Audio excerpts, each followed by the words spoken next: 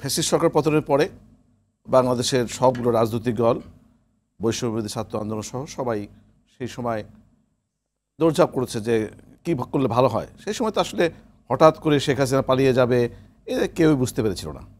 সুতরাং নতুন একটা পরিবেশ, নতুন একটা অবস্থা, সেই অবস্থাতে সেই সময়ের যারা সেনাবাহিনীর দায়িত্বে ছিল কি যারা দেশের সেই সময় হাল ভালো চেয়েছিল তারা সবাই সবগুলো দলকে ডেকেছে, বিএনপি সবগুলো বৈষম্যবিরোধী ছাত্র আন্দোলনকে ডেকেছে। সেক্ষেত্রে গভর্নমেন্ট ফর্মের বিষয়ে সবাই একমত হয়েছে যে সর্বজন গ্রহণযোগ্য ব্যক্তি doctor Mohammad Yunus head of the government হবে। সে ব্যাপারে বিএনপি সহ সবাই একমত পোষণ করেছে। এবং বাকি উপদেষ্টাকে কী হবে সেক্ষেত্রে বিএনপি কেন, বিএনপি জামাত সহ ছোটো ছোটো দলেরও তারা মতামত দিয়েছেন।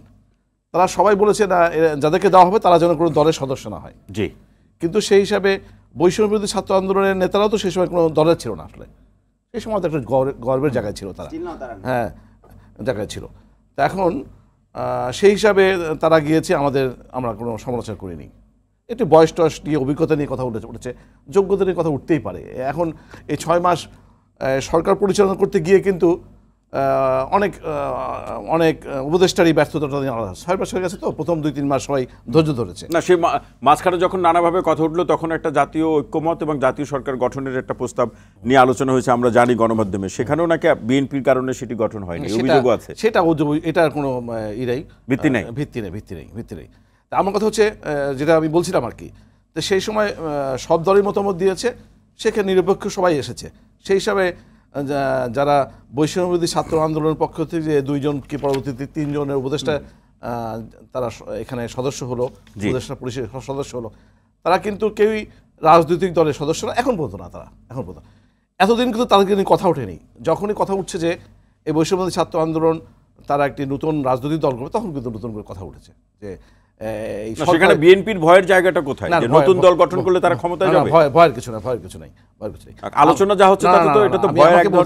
আমাকে বলতে প্লিজ। জি বলুন। ভয়ের কিছু নেই, ভয় বিএনপি পায় না, ওইটা কোনো দলই পায় না। আসলে যারা আমরা এই বৈষম্যবিরোধী ছাত্র আন্দোলন নতুন দল গঠন করবো, আমরা স্বাগত জানাই। বিএনপির পক্ষ থেকে স্বাগত জানানো হয়েছে, আমিও আজকে স্বাগত জানাচ্ছি তাদেরকে। কিন্তু পরের লাইন কিন্তু যদি কিন্তু দিই আর কি। না অবশ্যই দেখেন, এই তারিকুল ইসলাম বলেছে যে যদি করা হয়, নতুন গঠন করা হয়, আর তারা যদি এখানে আসতে চায় তাহলে কিন্তু ছেড়ে আসতে হবে, পদ ছেড়ে আসবে। কিন্তু ছেড়ে আসলো না ধরেন, কিন্তু তারা তো আসলে বৈষম্যবিরোধী ছাত্র আন্দোলন এই উপদেষ্টা হওয়ার পরে গত 6 মাসে বৈষম্যবিরোধী ছাত্র আন্দোলন অনেকগুলো আন্দোলন করতে হয়েছে জাতির প্রয়োজনে করতে হয়েছে। অনেক সময় আমাদের এই বিজয়ের পরে প্রতিবিপ্লব ঘটানোর চেষ্টা করা হয়েছে, আনসার বিদ্রোহ হয়েছে, বিভিন্নভাবে দেশের একটা ন্যাশনাল ক্রাইসিস সৃষ্টি হয়েছে। সেই ক্রাইসিসে এই যে কয়েকজন উপদেষ্টা তারা ভূমিকা রেখেছে, আমরা সেই ভূমিকার প্রশংসা করি। সেখানে কিন্তু তারা সকল উপদেষ্টার ভূমিকা প্রশংসা করে না, সকল উপদেষ্টা সেই সময়ের কর্মকাণ্ড কেন বৈষম্যবিরোধী ছাত্র আন্দোলন যে সবার একটা শ্রদ্ধায় জায়গায় সম্মানের জায়গা ছিল না, সবাই ছিল। তা এই 6 মাসে কিন্তু তারা বৈষম্যবিরোধী ছাত্র আন্দোলনের উপদেষ্টা হওয়ার পরেও কিন্তু তাদের কর্মসূচিতে অংশগ্রহণ করেছে, তারা অফিসে গিয়েছে। এখনও কিন্তু তারা বৈষম্যবিরোধী ছাত্র। হঠাৎ করে যদি বলা হয় যে আমরা 2 জন থাকবো না, বাকি সবাই থাকবে, তারা কিন্তু প্রস্তাবিত হবে অবশ্যই। তারা থাকবে না, কিন্তু তারা যে বৈষম্যবিরোধী ছাত্র আন্দোলনের মাধ্যমেই আজকে নেতৃত্বে এসেছে, উপদেষ্টা হয়েছে, বাস্তবতা। যখনই না এইটা আমরা একটু স্পষ্ট করে একটু অপোজিশন জানাই। কারণটা হচ্ছে যে আপনি যে বিষয়টি বললেন সেটি একটি সম্পর্কের একটি বিষয় আছে। অর্থাৎ তারা গিয়েছে বৈষম্যবিরোধী ছাত্র আন্দোলনে যখন সমন্বয় কমিটি ছিল, এখন কিন্তু বর্তমানে আমাদের কোনো ধরনের সমন্বয় কমিটি নেই। অর্থাৎ তারা যখন সেখানে গিয়েছে, তারা এই দায়িত্বটা ছেড়ে গিয়ে তারপর সরকারে গিয়েছে এবং সেখানে এই সম্পর্কে অর্থাৎ আমাদের সাথে অস্বীকার করছেন আপনি যে বৈষম্যবিরোধী ছাত্র আন্দোলনের তারা সদস্য না, এই যে 3 জন যে উপদেষ্টা আছে। না, এখন তো আমাদের অফিশিয়াল কোনো ফরমেশন নেই। আমাকে মনে করেন আমি কিশোর দলের সভাপতি আছি, আমাকে যদি এই সরকার পাঠিয়ে দেওয়া হয়, আমাকে বলে তুই পদত্যাগ করো, আমি ওখানে কি বিএনপির পক্ষে সম্পর্কের বিষয়।